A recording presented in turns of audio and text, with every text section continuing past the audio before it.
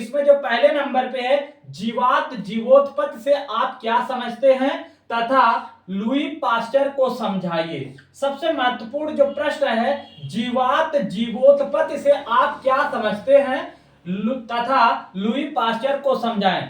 दूसरे नंबर पे Stanley Miller के प्रयोग की व्याख्या कीजिए, यानी कि स्टैनले मिलर के जो प्रयोग हैं जीवन के उत्पत्ति के संबंध में उनके प्रयोगों को हमें क्या करना है, व्याख्या करना है। तीसरे नंबर पे जो हमें दिया गया है यहां पर है डार्विन के प्राकृतिक वर्ण से आप क्या समझते हैं, यानी डार्विन के जो प्राकृतिक वर्ण सिद्धांत है उससे आप क्या समझते हैं।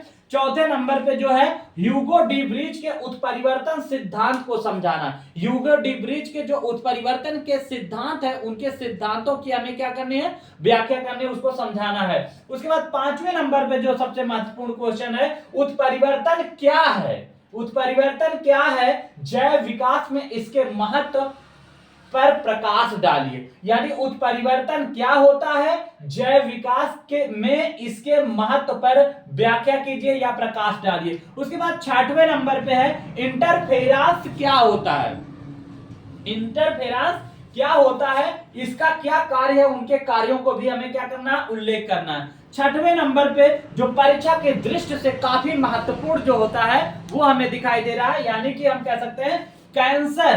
कैंसर को हम स्पर्श दंशन के नाम से जानते हैं, यानी कैंसर या स्पर्श दंशन पर हमें क्या लिखनी है, टिप्पणी लिखनी है।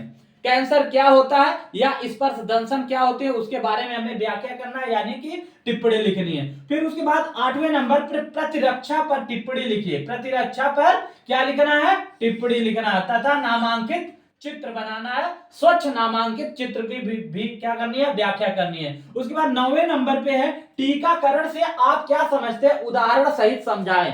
टीकाकरण से आप क्या समझते हैं, उदाहरण सहित समझाने की बात करता है कि टीकाकरण से आप क्या समझते हैं, उदाहरण सहित समझाएं। उसके बाद 10वें नंबर पे है मलेरिया के परजीवी, मलेरिया के परजीवी का सचित्र वर्णन कीजिए। मलेरिया के परजीवी का सचित्र वर्णन कीजिए, यानी कि चित्र सहित उसके परजीवी की हमें क्या करनी है, व्याख्या करनी है। उसके बाद 11 नंबर पे जो हमारे पास दिया गया है प्रोटोजोआ द्वारा उत्पन्न होने वाले किन्हीं दो रोगों के नाम लिखिए। प्रोटोजोआ द्वारा उत्पन्न होने वाले जो रोग होते हैं उनको लिखना है और कह सकते हैं एक रोग जनक का लक्षण लिखना है, रोकथाम लिखना और उसके बारे में व्याख्या करनी है। तो यानी कि ये जो 11 नंबर का जो हमारे पास क्वेश्चन है दिया गया है ये प्रोटोजोआ द्वारा, यानी प्रोटोजोआ द्वारा उत्पन्न होने वाले किन्हीं दो रोगों के नाम लिखिए। इसमें से एक रोग जनक के लक्षण रोकथाम का उल्लेख करना है। और इसके बाद जो 12वें नंबर पे हमें दिया गया है कि परीक्षा के दृष्टि से महत्वपूर्ण क्वेश्चन है, यानी व्यसन से आप क्या समझते हैं। व्यसन क्या होती है, व्यसन से आप क्या समझते हैं, प्रमुख नशीले पदार्थों के नाम एवं उसके प्रभाव का क्या करना है, वर्णन करना है। व्यसन से आप क्या समझते हैं, प्रमुख नशीले पदार्थ का नाम एवं उनके प्रभाव का क्या करना है, वर्णन करता है।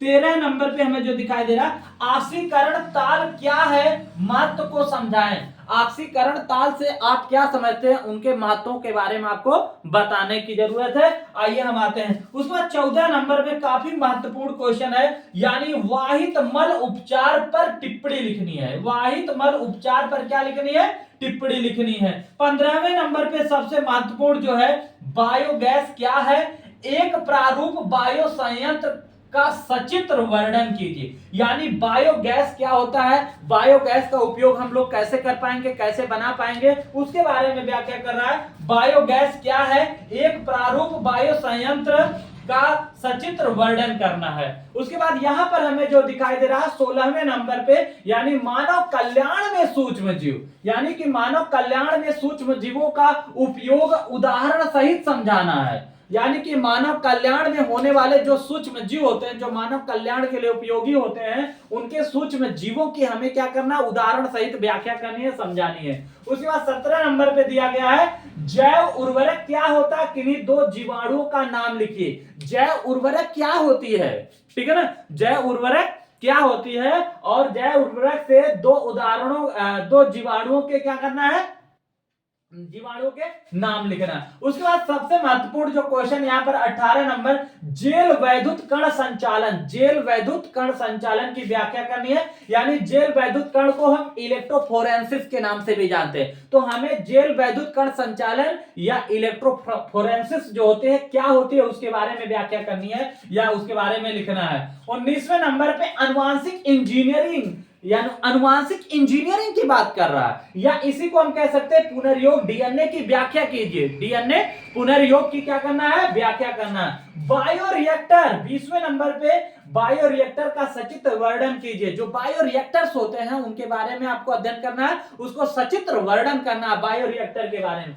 उसके बाद देखिए 21 नंबर पीसीआर क्या है। पीसीआर इस तकनीक के विभिन्न चरणों को चित्र सहित समझाने की बात कर रहा है, यानी ये जो प्रश्न हमारा कह रहा है पीसीआर क्या है, इसके तकनीकी के विभिन्न चरण को चित्र द्वारा समझाने की बात कर रहा है उसको। फिर उसके बाद देखिए 22 नंबर पे महत्वपूर्ण है, बीटी फसल पर टिप्पणी लिखिए।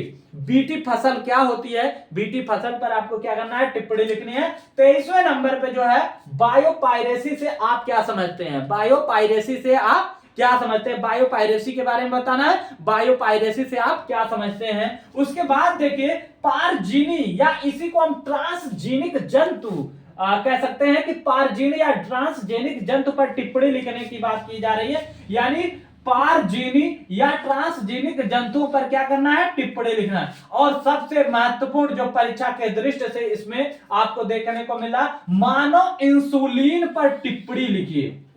आज दुनिया में तमाम जो मधुमेह के रोगी हो रहे हैं उनके लिए एक क्वेश्चन दिया गया, मानव इंसुलिन पर टिप्पणी लिखिए, यानी किसकी कमी से जो होती है मधुमेह रोग होता है, उस पे आपको कह रहा है कि मानव इंसुलिन पर टिप्पणी लिखिए। उसके बाद 26वें नंबर पे जीन थेरेपी और एंजाइम पर टिप्पणी लिखने के लिए जो है वो पूछा जा रहा है परीक्षा में, यानी कि जीन थेरेपी और एंजाइम पर टिप्पणी लिखने के। उसके बाद 27वें नंबर पे है जीन चिकित्सा क्या होती है समझाइए। आखिर जीन चिकित्सा किसे कहते हैं, जीन चिकित्सा के बारे में आप क्या समझते हैं, उनकी व्याख्या करना है, उनको समझाना है। उसके बाद 28वें नंबर पे हमें देखने को मिला है जैव प्रौद्योगिकी क्या है।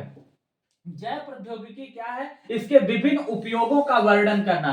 जैव प्रौद्योगिकी से आप क्या समझते हैं उसके विभिन्न उपयोगों का वर्णन करना है। जैव प्रौद्योगिकी क्या होती है, उनके विभिन्न उपयोगों का क्या करिए, वर्णन कीजिए। उसके बाद देखिए सबसे महत्वपूर्ण प्रश्न यहां पर और हमें दिखाई दे रहा है, चरघातकी वृद्धि के समीकरण लिखिए, यानी चरघातकी वृद्धि के समीकरण लिखना है। चरघातकी वृद्धि के समीकरण को लिखना है जो इस तरह से आपको दिया गया। उसके बाद 30वें नंबर पे है, कह रहा है निम्नलिखित शब्दों को परिभाषित कीजिए तथा प्रत्येक का उदाहरण दीजिए, यानी कि आपको जो नीचे दिए गए हैं उनको क्या करना है, परिभाषित करना है, यानी परिभाषा देना है और उनके उदाहरण जो होते हैं उसको बारे में बताना। तो कौन कौन से है इसमें देखते हैं।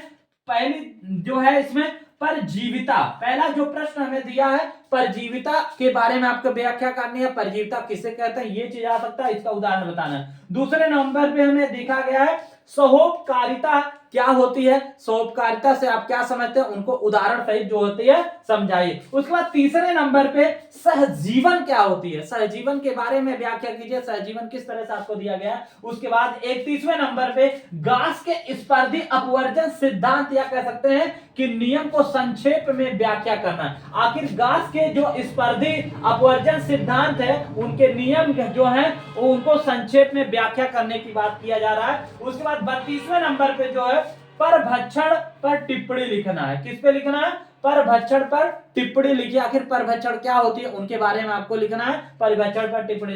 उसके बाद 33वें नंबर समष्टि को परिभाषित किए। बहुत महत्वपूर्ण जो प्रश्न हमारे पास देखने को मिला, समष्टि को परिभाषित कीजिए। समष्टि के विभिन्न गुणों की विवेचना करने के लिए कह रहा है, यानी समष्टि को परिभाषित करना है, समष्टि के विभिन्न गुणों की क्या करनी है, विवेचना करना है। उसके बाद 34वें नंबर पे जनसंख्या वृद्धि।